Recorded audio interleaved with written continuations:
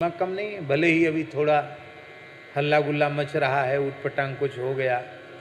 आज हमको परम पूज्य स्वामी श्री गोविंद देव गिरी जी के वीडियो संदेश को भी लोग सुनवा रहे थे कि उन्होंने आह्वान किया है कि भारतवर्ष के सभी पूज्य संतों को इस दुष्कृत्य की भर्त्सना करनी चाहिए, निंदा करनी चाहिए कि कितनी श्रद्धा से हम लोग बालाजी का दर्शन करते हैं, कितनी श्रद्धा से अपनी श्रद्धा उन्हें अर्पित करते हैं, कितना बड़ा चढ़ावा वहाँ आता है, फिर भी उन लोगों ने कितना भयंकर महापाप कर डाला कि जो अखाद्य वस्तु किसी भी आस्तिक मनुष्य के भीतर नहीं जानी चाहिए, न जाने कितने आस्तिकों का धर्म भ्रष्ट किया। उस भगवान के प्रसाद में अशुद्ध वस्तु का मिश्रण करके, चर्बी का मिश्रण करके, मछली के तेल का मिश्रण करके। अब बताओ, हम लोग तो सोचते हैं एक प्रसाद का कण मिल जाए तो हमारा उद्धार हो जाए, और प्रसाद की ये स्थिति है। अब क्या करें? वीडियो संदेश में पूज्य स्वामी जी ये भी कह रहे थे कि लोग, एक वर्ग कह रहा है कब मंदिरों का प्रसाद नहीं लेना चाहिए, मंदिरों में दर्शन नहीं करना चाहिए।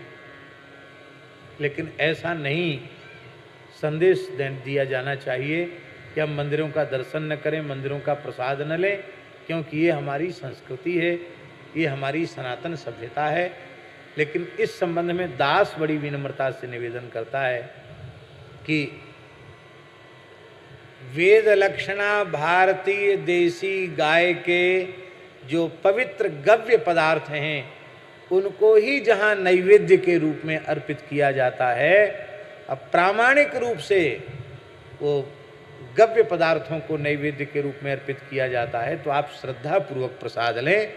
अन्यथा अज्ञात हो कि पता नहीं किस घी तेल से बना है, तो हाथ जोड़कर प्रसाद का सम्मान कर लें, उसको न लें। ज़्यादा ही आपको है कि हम तिरुपति बालाजी जाएंगे तो भोग लगाएंगे। बालाजी इतने करुणामय हैं कि जो कुछ फल फूल लेकर पवित्रता से तुलसी जल पधराकर उनके शिखर का दर्शन करके आप भोग लगाओगे कि हे बालाजी महाराज, इस दीनहीन गरीब की इस वस्तु को स्वीकार करो।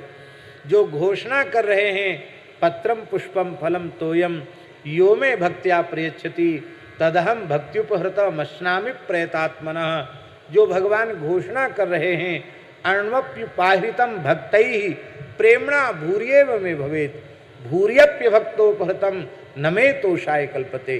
कोई कणमात्र वस्तु प्रेम से मुझे अर्पित करता है तो वह मेरे लिए सुमेरु के समान हो जाता है, और बड़ी से बड़ी पर्वत के समान अन्न राशि नैवेद्य के रूप में मुझे अर्पित करता है, पर उसके हृदय में यदि प्रेम नहीं है, भक्ति नहीं है, तो मैं उसे स्वीकार नहीं करता।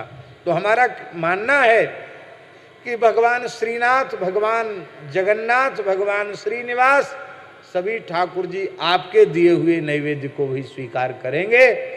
दूसरे के लिए वह जगन्नाथ जी का, श्रीनाथ जी का, श्रीनिवास जी का प्रसाद भले ही ना हो, पर आपके लिए तो साक्षात भगवान श्रीनिवास का प्रसाद है।